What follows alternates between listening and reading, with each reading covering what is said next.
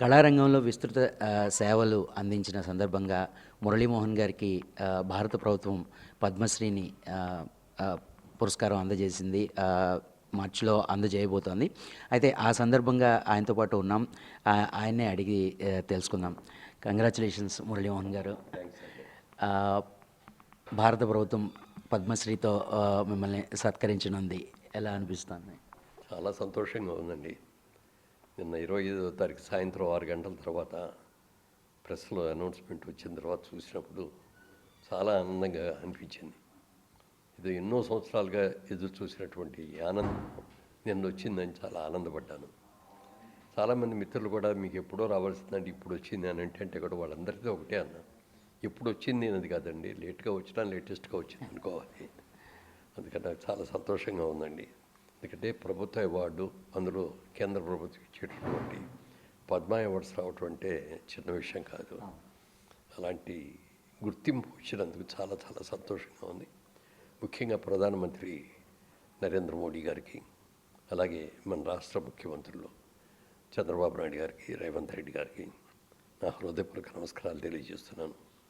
ఈరోజు నీ స్థితికి వచ్చానంటే తెలుగు చలచిత్ర పరిశ్రమలో ఉన్న నిర్మాతలు కానీ, దర్శకులు కానీ, సాంకేతిక నిపుణులు కానీ, నా తోటి ఆర్టిస్టులు కానీ, పాత్రికేయ మిత్రులు కానీ అందరి సహకారంతో ఈ స్టేజ్కి రాగలిగాను. వారందరికీ ఆశీస్సుల్ని పొందినందుకు చాలా చాలా సంతోషంగా ఉంది. రాబోయే రోజుల్లో ఇలాంటి అవార్డులు రావాలని, మీ ఆశీస్సులు నాకు ఉండాలని మనస్ఫూర్తిగా కోరుకుంటున్నాను. సార్, అంటే ఒక నిర్మాతగా, ఒక నటుడిగా అలుపెరగిన ప్రయాణం అని చెప్పొచ్చు మీది. ఇప్పటికీ కూడా ఎన్నో మంచి మంచి పాత్రలు చేస్తూనే ఉన్నారు. ఇంత ఈ ఏజ్లో కూడా ఇంత ఎనర్జెటిక్గా మీరు ఉండడానికి కారణం ఏంటి అని అంటే ఏం చెప్తారు? అంటే మనం కష్టపడి పని చేయాలి. ఏ పని అయినా సరే ఇష్టపడి కష్టపడి చేయాలి. ఏ పని చేసినా ఇష్టపడి కష్టపడి చేస్తే దానికి ఫలితం ఇవాళ కాకపోతే రేపు కాకపోతే ఎల్లుండైనా వస్తుంది. అలా నమ్మేవాళ్ళు నేను ఒకటి. అందుకనే ప్రతిదీ కూడా టైం ప్రకారం చేయటం కానీ, టైం ప్రకారం చేయాలి, మనకి ఇచ్చిన బాధ్యతలు చక్కగా నిర్వహించుకోవడంలో కానీ అన్నిట్లో కూడా కష్టపడి పనిచేసేవాడిని. టైం ప్రకారంగా అన్నీ కూడా చేయటం జరిగింది.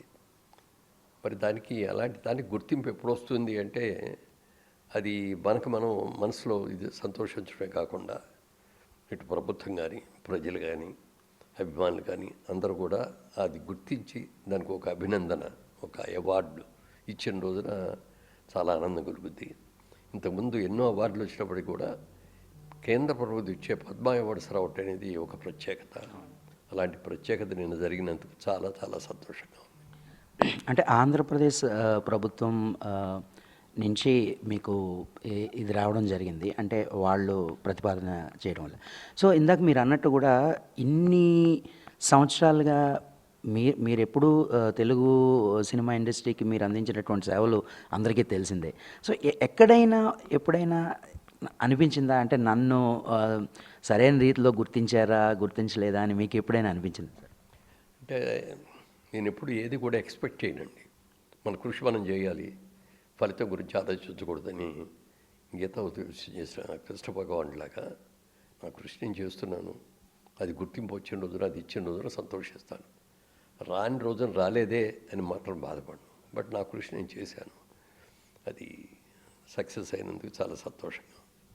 అండ్ అలాగే మీతోటి కళాకారుడు అయినటువంటి రాజేంద్ర ప్రసాద్ గారికి కూడా పద్మ అవార్డు రావడం జరిగింది. అలాగే కేరళ స్టార్ అయినటువంటి మమ్ముటికి పద్మ భూషణ్ కూడా రావడం జరిగింది. చాలా సంతోషం అండి. సినిమా వాడిని ఈసారి బాగా గుర్తించారని కూడా నేను ఫీల్ అవుతున్నాను. ముఖ్యంగా తెలుగు ఆర్టిస్టు రాజేంద్ర ప్రసాద్ గారికి కూడా రావటం చాలా ఆనందదాయకంగా ఉంది.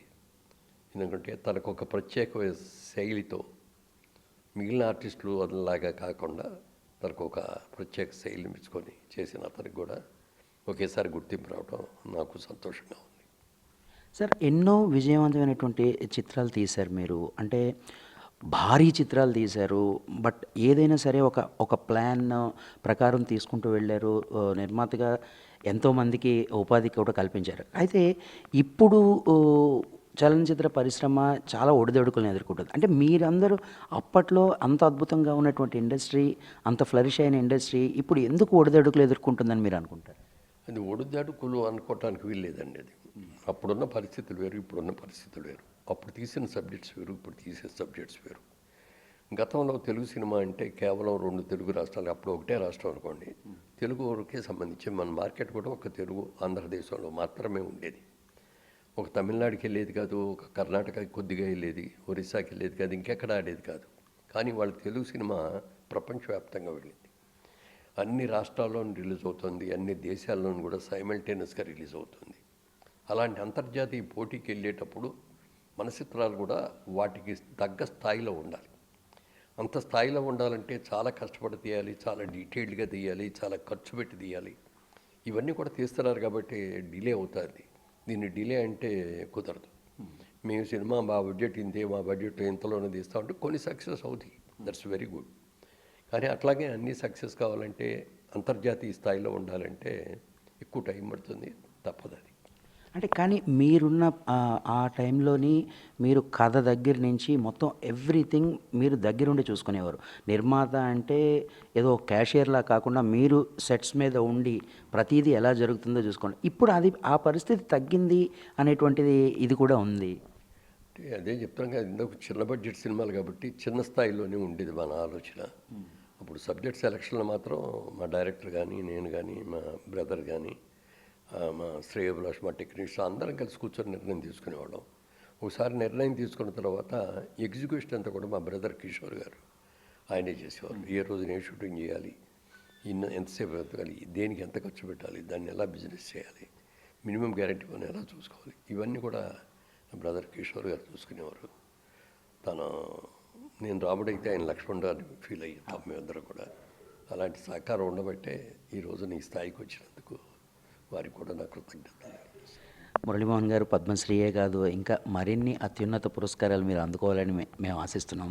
మరొకసారి మా ఎన్టీవీ తరపు నుంచి మీకు శుభాకాంక్షలు తెలియజేసుకుంటున్నాను. చాలా సంతోషం అండి. ముఖ్యంగా ఎన్టీవీకి నేను ప్రత్యేకంగా నా కృతజ్ఞతలు చెప్పాలి.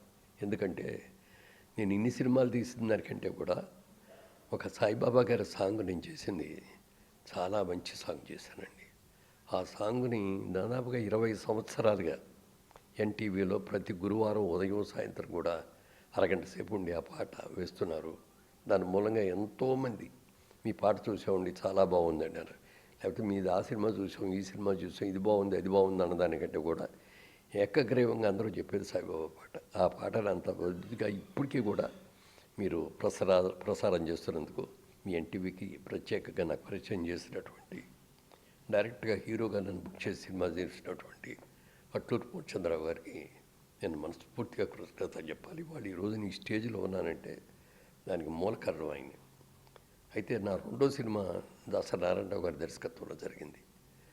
అది జరిగిన తర్వాత ఆయన సందర్భంగా నన్ను చూసి, నువ్వు మంచి ఆర్టిస్ట్ అవుతావయ్యా, నేను పెద్ద హీరోని చేస్తాను నేను అని చెప్పి ఆ రోజునే మాట ఇచ్చి ఆ మాట నిలబెట్టుకొని నేను ఇండస్ట్రీలో బాగా స్ట్రాంగ్గా నిలబడటానికి సహాయం చేసినటువంటి దాసరి నారాయణరావు గారిని, అట్లూరు పూర్ణచంద్రరావు గారిని నేను ఎప్పటికీ మర్చిపోలేను. అలాగే ఎంతోమంది పెద్ద డైరెక్టర్స్ దగ్గర ఎన్నో మంచి సినిమాలు చేశారు. వాళ్ళందరూ కూడా నాకు మంచి మంచి క్యారెక్టర్స్ ఇచ్చినందుకు వారందరికీ కూడా నాకు కృతజ్ఞతలు. సో అది తనకి పద్మ పురస్కారం రావడానికి తన శ్రేయోభిలాషుల ఆకాంక్ష, అలాగే ఎంతోమంది తనకి ఎన్నో రకాలుగా సహకారం అందించడం వల్లే తను ఈ స్థాయికి చేరుకున్నానని చెప్పేసి మురళీమోహన్ గారు అంటూ ఉన్నారు. కెమెరామెన్ సీనుతో ఫణి, ఎన్టీవీ, హైదరాబాద్.